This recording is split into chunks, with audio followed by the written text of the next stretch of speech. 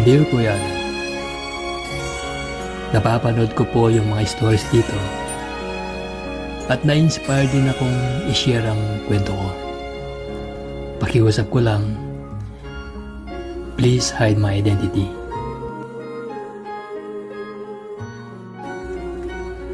May nakilala akong guy not in social media, pero sa fun trip. That time, may kasama ako na ka-meet up ko. Nag-inom kami. Nung ka-meet up ko, para bagang mag-inip. Alam mo na, pagkatapos ng alak, anuhan na. By the way, tap po ako. Bigla